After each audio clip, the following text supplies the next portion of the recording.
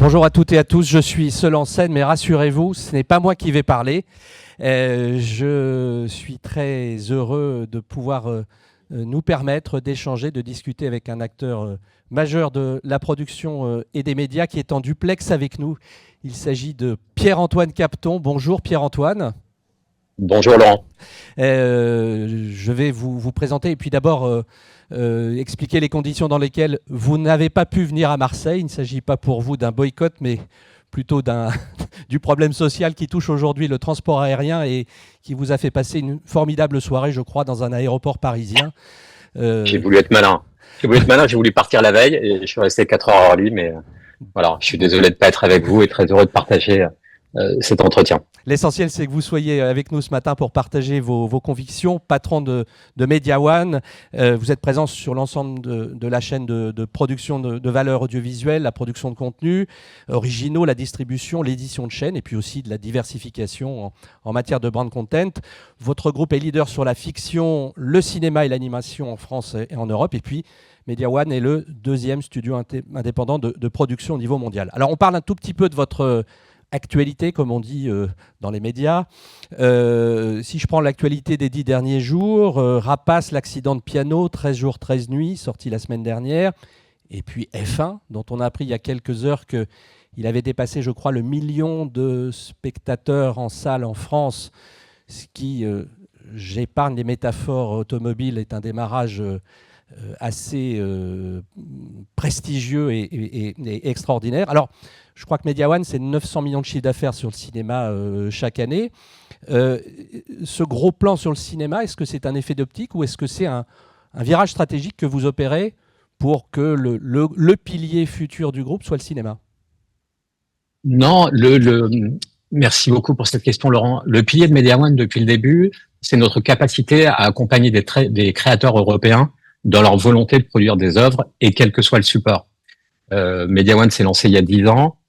On a pris beaucoup de murs et beaucoup de refus sur des personnalités qui voulaient aller vers le cinéma, d'autres qui voulaient faire de la série, pour se dire qu'on allait essayer de créer, avec Xavier Niel et Mathieu Pigas il y a 10 ans, une société qui permettait à des talents de pouvoir s'exprimer.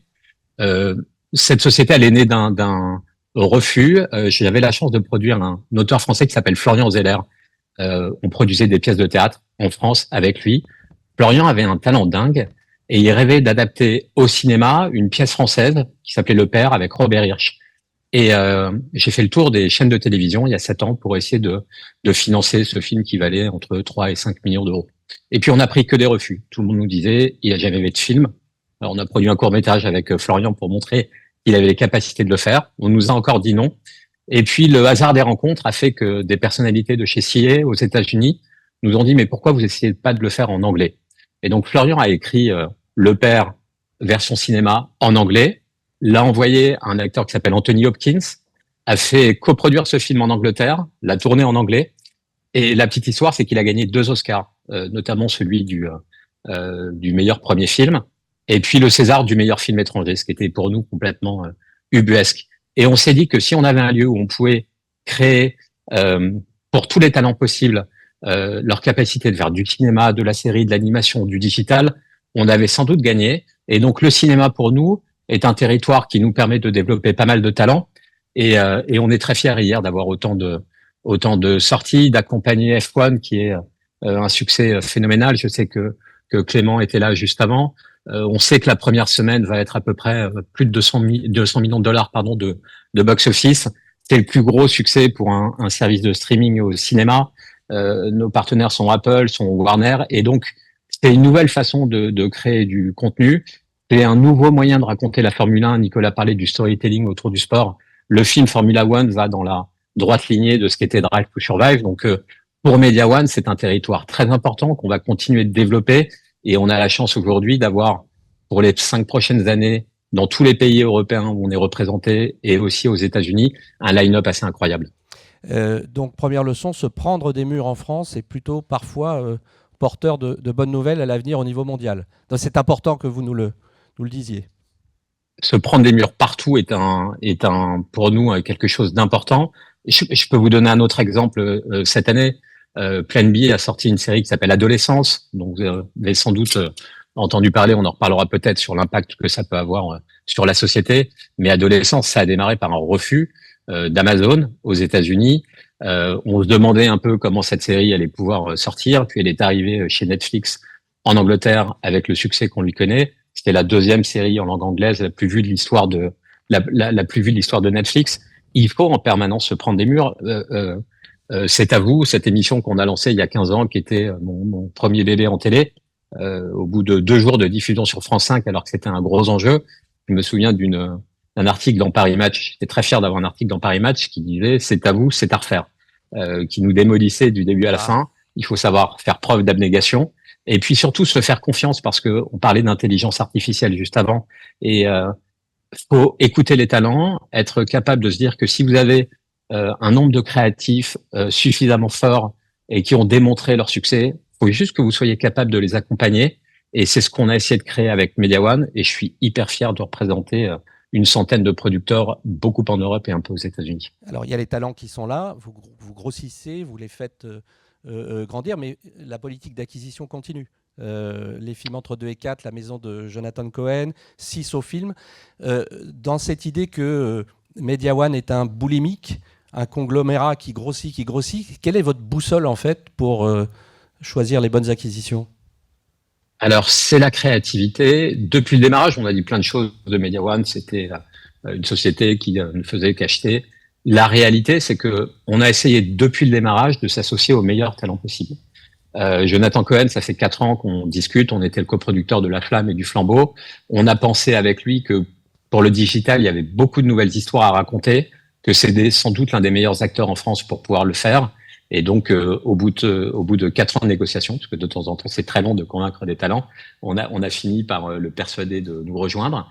On discute avec lui d'un gros film français qui va sans doute marquer les 2 prochaines années, qui sera sans doute le plus gros film français. Voilà, dont c'est quoi, parler maintenant, excusez-moi. Ah bah si, mais vous en parlez alors. Non, il y a eu quelques rumeurs, mais voilà, et ça sera bientôt annoncé par le studio. On va sans doute créer plus de contenus digitaux. Et puis CISO, c'est une boîte qui est basée entre l'Australie et l'Angleterre. Donc le temps de travailler avec toutes les équipes. Elle produit notamment Slow Horses pour Apple. Le point commun, c'est la créativité. C'est comment aujourd'hui, dans ce monde où il y a des plateformes, des diffuseurs, tout un tas de nouvelles initiatives de diffusion, Media One est capable de proposer à tous ses partenaires les meilleurs contenus possibles. Notre fierté cette année, c'est d'être à la fois derrière des films avec tous nos partenaires producteurs et distributeurs qui vont du Comte de Monte-Cristo, de L'Amour Ouf, de Formula One, d'Adolescence et tout un tas de programmes qui font le succès aujourd'hui des plateformes. Et pour ça et pour nous, c'est le plus important. Donc la créativité en un. Et puis ensuite, on est en train de lancer des nouvelles franchises avec d'autres stars américaines, créatifs français, réalisateurs qui ne sont pas forcément des acquisitions, mais un nouveau moyen pour nous de nous développer. En tout cas, Media One va continuer de grandir et on est très fiers de ce qu'on est capable d'annoncer prochainement. Créativité et différents supports, ça veut dire qu'on a l'IP au cœur du projet, de la stratégie. Est-ce que vous pouvez nous décrire et nous donner peut-être des exemples concrets de la façon dont vous arrivez aujourd'hui à faire grandir ces IP sur l'ensemble des supports sur lesquels vous bossez? Alors, on a un exemple très précis qui est une série française. Dans mon histoire, je viens de Normandie, à Trouville pour être exact. C'est un défaut. Fan de théâtre. Et la première personne que je rencontre au lycée Deauville s'appelle Dominique Besnéard, qui était un agent de cinéma très connu, qui m'a permis de venir à Paris. Je rêvais de devenir comédien, j'étais pas bon, donc je suis passé de l'autre côté. Le premier documentaire que je produis pour ma boîte de prod était consacré à Dominique Besnéard, et la première acquisition qu'on réalise pour Media One est la société Dominique Besnéard, qui produisait une série française qui s'appelle 10%. 10% est devenu, grâce à France Télévisions et à Netflix, une franchise globale qui va bientôt devenir une franchise dans le sport, dans la musique, au cinéma. Il y a tout un tas d'annonces qui vont venir. Je ne sais pas si vous avez la petite vidéo qu'on vous a envoyée, Laurent, ou si vous êtes... On va essayer de lancer cette vidéo. Mais c'est pour moi le meilleur moyen de vous expliquer ce que d'une marque française on peut créer. Allez, on regarde. On a perdu 2 tiers de nos talents. On est quand même dans une sacrée galère, non? Tout va Bien. Je appelle leurs agents immédiatement. Call My Agent is a series that takes place in a talent agency. We follow the lives of different agents and their assistants. So we have the professional storylines and also the personal stories of all these agents. Action! J'en peux plus de tout ce cirque! Ah putain! J'ai soufflé! Voilà!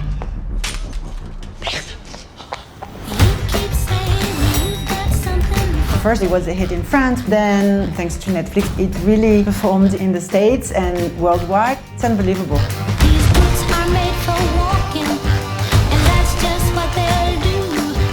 But one of these days these boots are gonna walk all over you. Pokoknya nggak ada habisnya.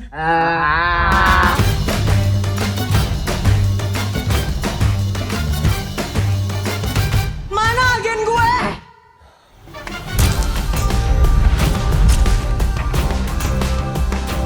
We've clearly both been offered the same part. It's not the first time. No. Really? You'd be surprised. Wow, juste wow. This is good shit. Peut-être la chef à la main. No.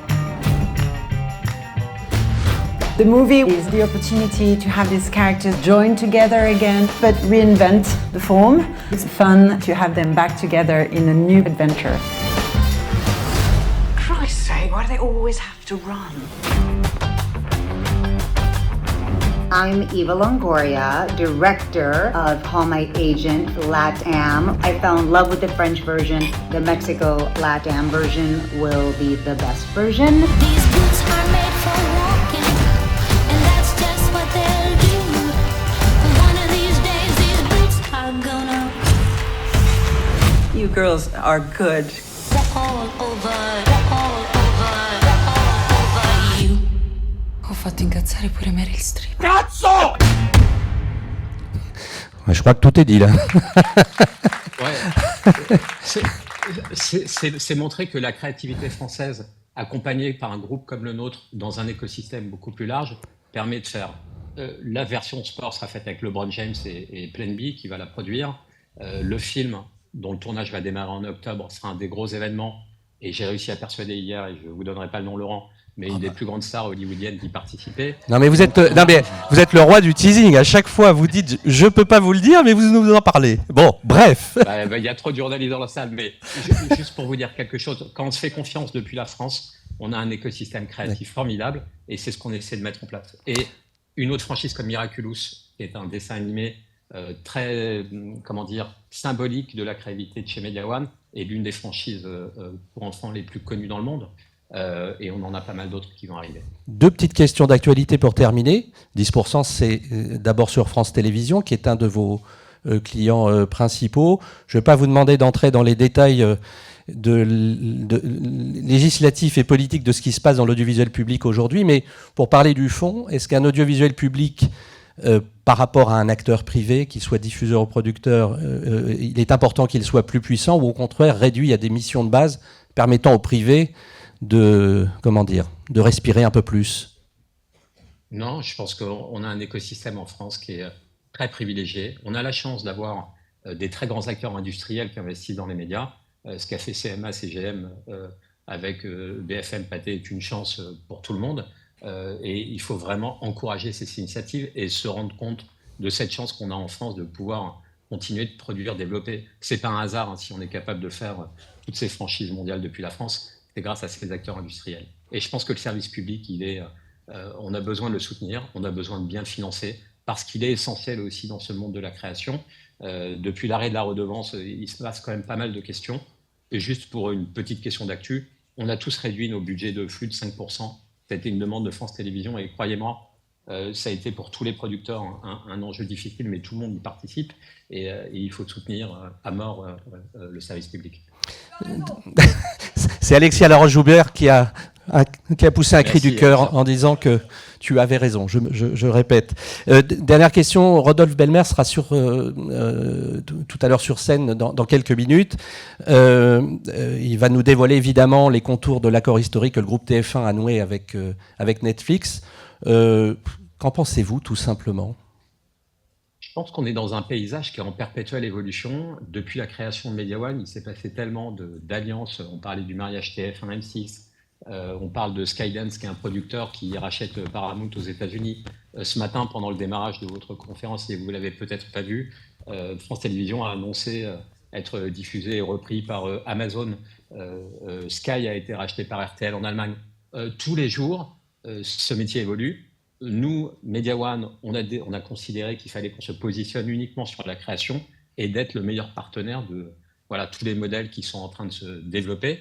Je pense qu'il faut être extrêmement agile, c'est ce qu'on essaie de faire, et puis surtout être capable d'accompagner tous ces mouvements en proposant les meilleurs contenus possibles. Donc voilà. Et après, on retrouve toujours les acteurs les plus intelligents. Je dis ça pour Nicolas Taverneau qu'on suit à la Ligue de foot chez CMA et chez M6. Ça nous permet d'avoir une certaine boussole. Merci beaucoup Pierre-Antoine Capton. Merci pour cette intervention et ce que nous avons appris sur, au fond, le fait que la France est un territoire de créativité qui va continuer à proliférer dans le bon sens du terme. Merci Pierre-Antoine. Merci Laurent, à bientôt.